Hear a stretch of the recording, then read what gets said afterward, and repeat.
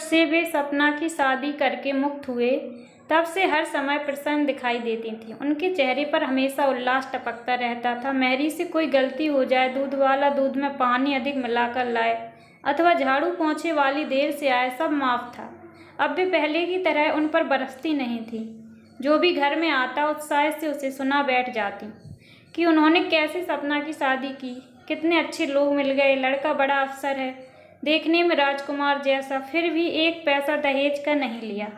ससुर तो कहते थे कि आपकी बेटी ही लक्ष्मी है और क्या चाहिए हमें, आपकी दया से घर में सब कुछ तो है, किसी बात की कोई कमी नहीं, बस सुंदर संस्कृत और सुशील बहू मिल गई, हमारे सारे अरमान पूरे हो गए। शादी के बाद पहली बार जब बेटी ससुराल से आई तो कैसे हवा में उड़ी जा रही थी। वहाँ के सब हालचाल अपने घर वालों को सुनाती, कैसे उसकी सास ने कितने दिनों पलंग से नीचे पाँव ही नहीं रखने दिया। वह तो रानियों सी रही, वहाँ घर के कामों में हाथ लगाना तो दूर, वहाँ तो कभी मेहमान अधिक आ जाते तो सास दुलार से उसे भीतर भेजती हुई कहती, बेचारी सुबह से पाँव लगते लगते थक गई, नाते रिश्तेदार क्या भागे जा रहे हैं, कहीं जाकर बैठकर आराम कर ले थोड़ी देर। और उसकी ननद अपनी भाभी को सहारा देकर पलंग पर बैठा आती। यह सब जब उन्होंने सुना तो फूली नहीं समाई, कलेजा गज भर का हो गया। दिन भर चाव से रस लेकर बेटी की ससुराल की बातें पड़ोसियों को सुनाने से भी नहीं चूकती। उनकी बातें सुनकर पड़ोसिन को ईर्ष्या होती।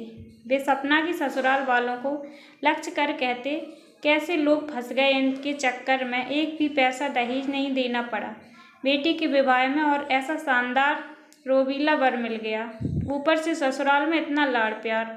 उस दिन अरुण मिलने आई तो वे उत्साह से सब कुछ सुना रही थीं। लो जी, सपना को तो एमए बीच में छोड़ तक अफसोस नहीं रहा, बहुत पढ़ा लिखा खानदान है, कहते हैं एमए क्या, बाद में यही की यूनिवर्सिटी में पीएचडी भी करवा देंगे। पढ़ने लिखने में तो सपना हमेशा ही आगे रही है, अब ससुराल भी कद्र करने वाला मिल गया। फिर क्या सपना नौकरी करेगी जो इतना पढ़ा रहे हैं। अरुणा ने उनके उत्साह को थोड़ा कसने की कोशिश की। नहीं जी, भला उन्हें क्या कमी है जो नौकरी करवाएंगे, घर की कोठी है, हजारों रुपए कमाते हैं हमारे दामाद जी, उन्होंने सफाई दी, तो सपना इतना पढ़ लिख कर क्या करेगी, बस शौक। वे लोग आधुनिक विचारों के हैं ना, इसलिए पता है आपको। सपना बताती है कि सास ससुर और बहू एक टेबल पर बैठकर खाना खाते हैं, रसोई में खटने के लिए तो नौकर चाकर हैं और खाने पहनने के लिए ऐसे शौकीन हैं कि पर्दा तो दूर की बात, मेरी सपना तो सिर भी नहीं ढकती ससुराल में। अच्छा, अरुणा ने आश्चर्य से कहा, मगर शादी के महीने बार बाद लड़की ससुराल में सिर तक न ढके, यह बात उनके गले नहीं उतरी। शादी के समय सपना तो कहती थी कि मेरे पास इतने ढेर सारे कपड़े हैं, तरह तरह के सलवार सूट हैं, मैक्सी और गाउन सब धरे रह जाएंगे, शादी के बाद तो साड़ी में गठरी बनकर रहना होगा। पर संयोग से ऐसे घर में गई कि शादी से पहले बने सारे कपड़े काम में आ रहे हैं उसके। सास ससुर तो यह भी ऐतराज नहीं कि बाहर घूमने जाते समय भी चाहे, लेकिन बहन जी ये क्या बात है, क्या ससुराल कहेंगे। यह तो पढ़ी लिखी लड़की खुद सोचे कि आखिर कुंवारी और विवाहिता में कुछ तो फर्क है ही।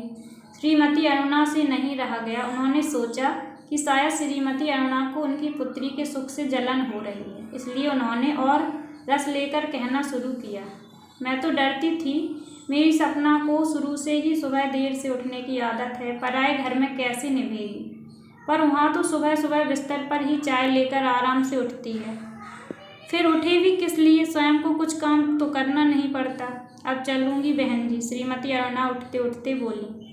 अब तो आप अनुराग की भी शादी कर डालिए, डॉक्टर हो ही गया है, फिर आपने अपनी बेटी विदा कर दी, अब आपकी सेवा टहल के लिए बहू आनी चाहिए, इस घर में भी तो कुछ रौनक होनी ही चाहिए। कहते कहते श्रीमती अरुणा के होठों की मुस्कान कुछ ज़्यादा ही तीखी हो गई।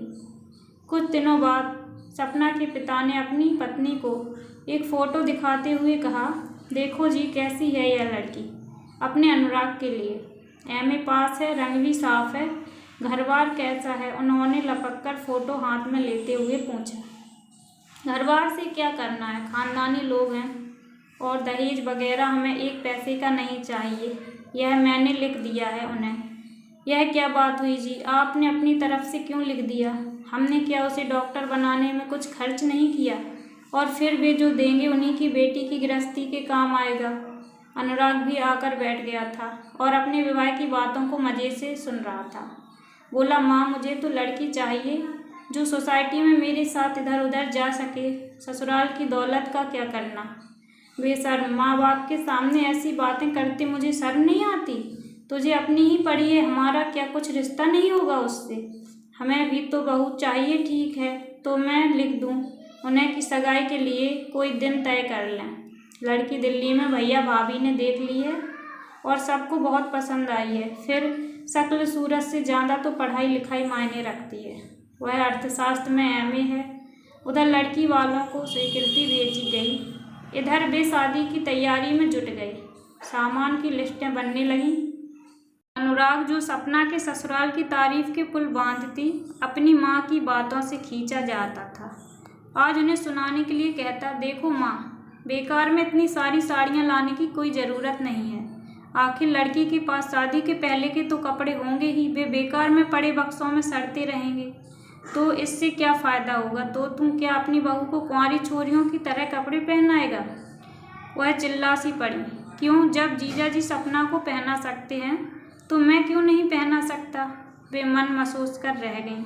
इतनी चाव से साड़ियाँ खरीद कर लाई थीं, सोचा था सगाई पर ही लड़की वालों पर अच्छा प्रभाव पड़ गया तो वे बाद में अपने आप थोड़ा ध्यान रखेंगे और हमारी हैसियत और मान सम्मान ऊंचा समझकर ही सब कुछ करेंगे। मगर यहाँ तो बेटे ने सारी उम्मीदों पर ही पानी फेर दिया। रात को सोने के लिए बिस्तर पर लेटी तो कुछ उदास थी। उन्हें करवटें बदलते देख कर पति बोले, सुनो जी, अब घर के कामों के लिए एक नौकर रख लो। क्यों? वह एकाएक चौंकी। हाँ, क्या पता तुम्हारी बहू को भी सुबह 8 बजे बिस्तर पर चाय पीकर उठने की आदत हो, तो घर का काम कौन करेगा? वे सपा गईं। सुबह उठी तो बेहद शांत और संतुष्ट थीं। पति से बोली, तुमने अच्छी तरह लिख दिया ना कि जैसी उनकी बेटी वैसी ही हमारी। दान दहेज में एक पैसा भी नहीं देने की ज़रूरत है। यहाँ किस बात की कमी है? मैं तो आते ही घर की चाबियाँ उसे सौंपकर अब आराम करूँगी। पर माँ, जरा यह तो सोचो, वह अच्छी श्रेणी में एमए पास है, क्या पता आगे शोध कार्य आदि करना चाहे। फिर ऐसे में तुम घर की जिम्मेदारी उस पर छोड़ दोगी तो वह आगे कैसे पढ़ सकेगी? यह अनुराग का स्वर था। उनकी समझ में नहीं आया कि एकाएक क्या जवाब दें। कुछ दिन बाद सपना ससुराल से आई तो वे उसे बात बात पर टोक देती, क्यों री, तू ससुराल में भी ऐसे ही सिर उघाड़े डोलती रहती है क्या? वहाँ तो ठीक से रहा कर बहुओं की तरह, और अपने पुराने कपड़ों का बक्सा यहीं छोड़कर जाना। शादीशुदा लड़कियों को ऐसे ढंग नहीं सुहाते। सपना ने जब बताया कि वह यूनिवर्सिटी में दाखिला ले रही है तो वे बरस ही पड़ी। अब क्या उम्र भर पढ़ती ही रहेगी? थोड़े दिन सास ससुर की सेवा कर, कौन बेचारे सारी उम्र बैठे रहेंगे तेरे पास। आश्चर्यचकित सपना देख रही थी कि माँ को क्या हो गया है। तो आई होप दोस्तों आपको ये कहानी बहुत पसंद आई हो। अगर आपको कहानी पसंद आई हो तो वीडियो को लाइक, कमेंट और अपने दोस्तों के पास शेयर जरूर करें। और आप लोग अभी तक चैनल पर नए हो तो चैनल को सब्सक्राइब करके बेल आइकन को प्रेस करें। Thanks for watching.